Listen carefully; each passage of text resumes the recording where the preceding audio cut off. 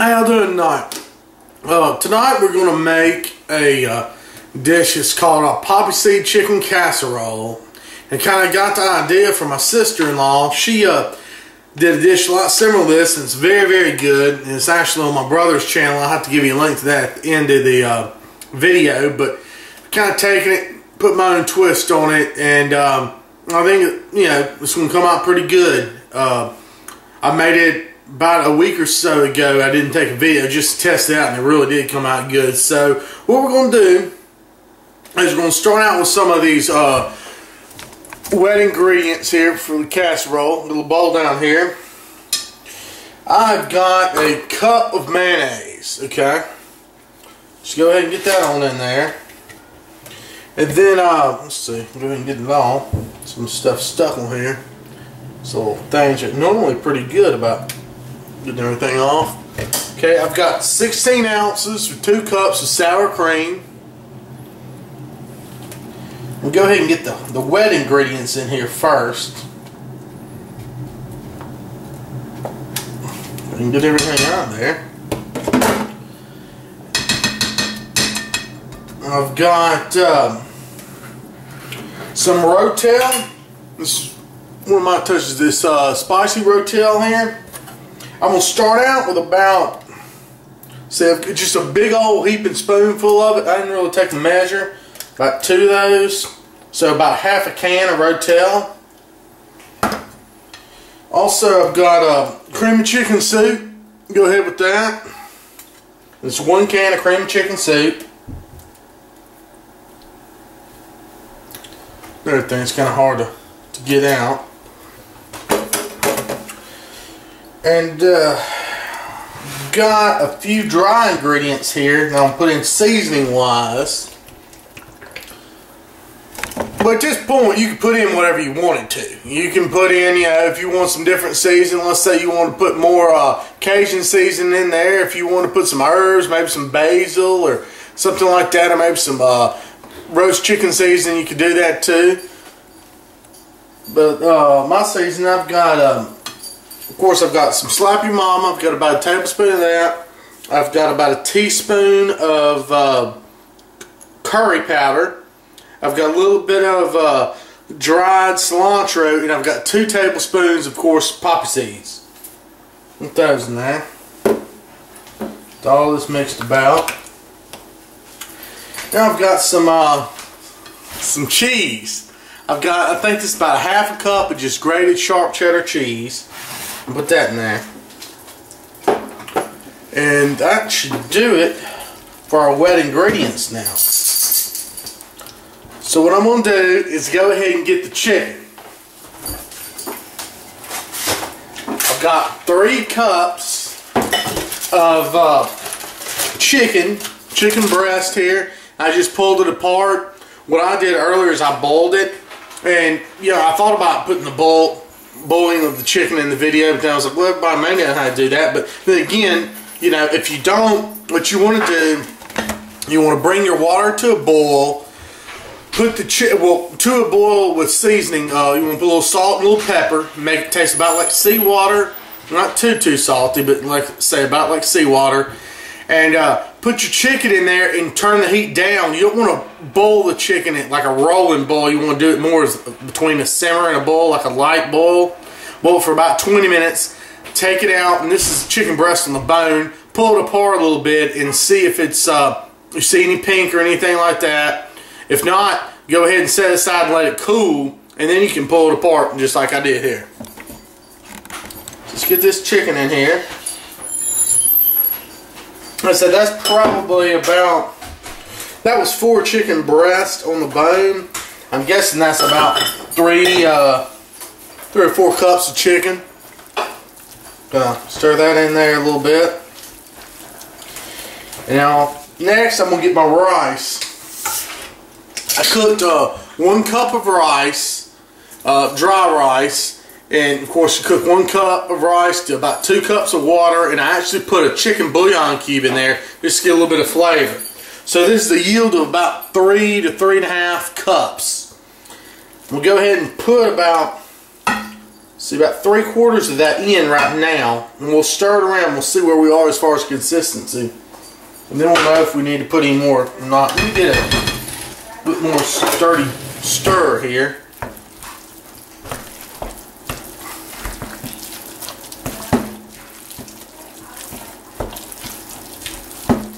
Just stir this all around. Everything incorporated. And like I said, once you're set up, this is a really easy, quick casserole you can do. I'm going to go ahead and taste it, and I suggest you do the same just to see how you are on seasoning and stuff like that.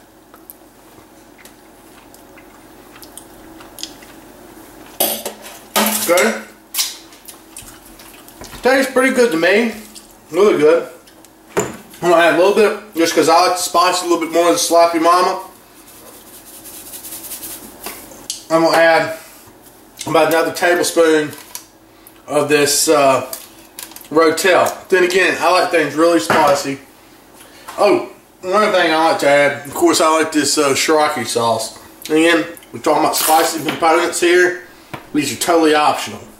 I'm going to add a little bit more of that rice, this last quarter of rice. Put that in there, just since I put some more liquid in there. I'm going to stir this around, and I'm going to get ready to put in the pan. Okay, now our next step, preheat the oven to 350. I'm going to go ahead and get this stuff in the pan. I've got a Pyrex here. It's actually the Pyrex that I had my chicken in cooling, so it's got a little chicken broth in it. Here's kind of the consistency that I have here. It may look a little bit thin, but that's how you want it, because it's gonna thicken up a lot as it heats. And go ahead and get this down here in the pan. If it don't break anything. I hate to break this bowl.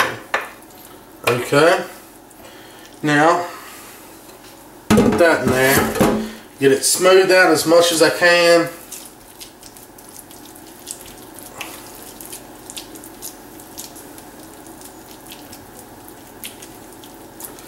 And see, I see a little bit of that broth coming up around the sides. That's good. That's going to keep it nice and moist.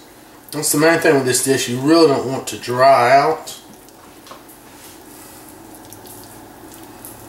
So, alright.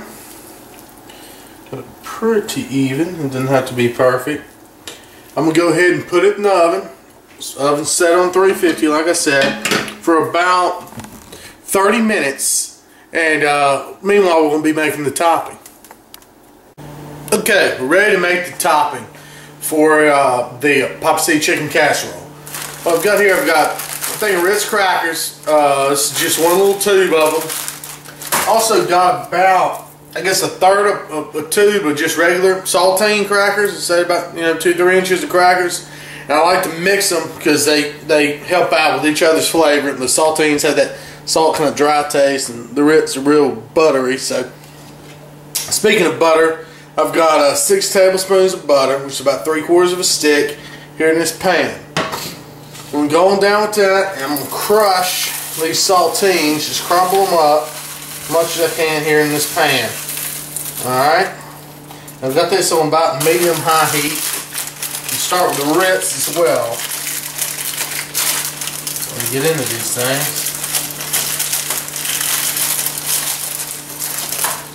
So the Ritz are already a buttery cracker, but that's why I like to add the saltines as well. And the Ritz, they crush up very easily.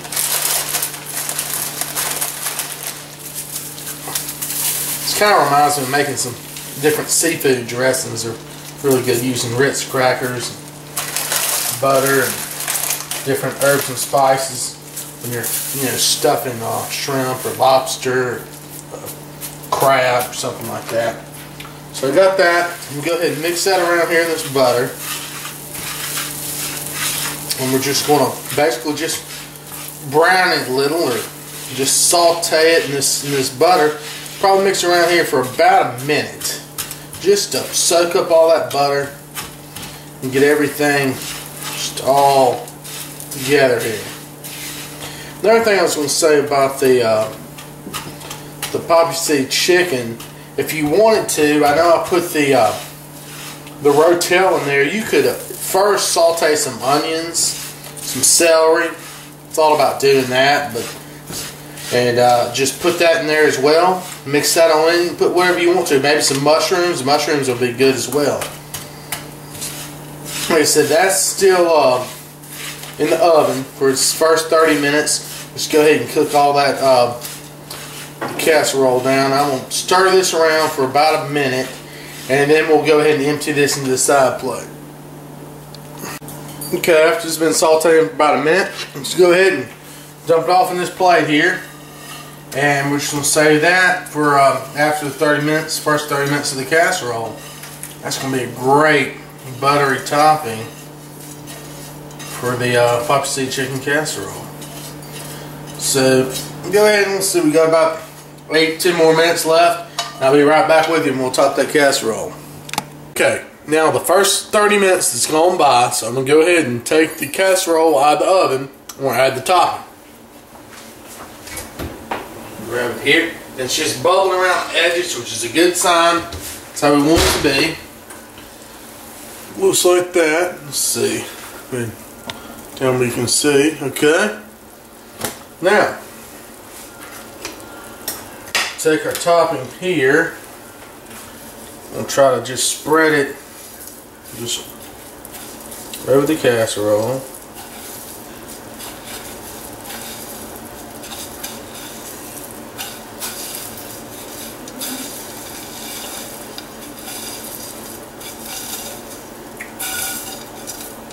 I'll just come back with this spatula, get everything all even here.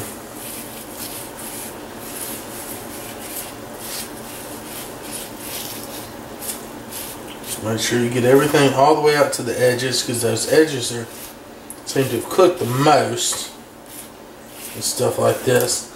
You want to cover everything up because we're going to give it the last little 10 to 15 minutes there, just to took topping right onto the casserole. So I'm going to go ahead now and just stick it back in the oven for about another 10 minutes. Alright, another 10 minutes has passed by. I'm going to go ahead and get the casserole out. Set here on the counter.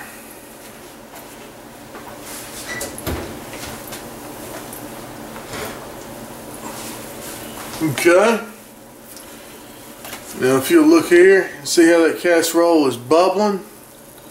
It is hot right now, I'll tell you what. What you want to do, one of the main deals about cooking a casserole like this, is you want to make sure you let it sit for a little bit here on the counter so everything kind of congeal back together. You can cut easily.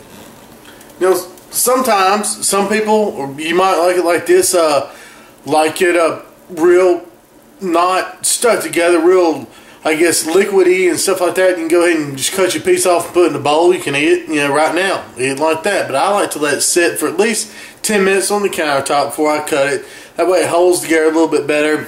All the juices and stuff get transferred back to where they were, and everything, all the rice and the cheese and everything kind of sticks together, and it's a lot easier to serve that way. So I'll be back to you after we let it sit here for about 10-15 minutes.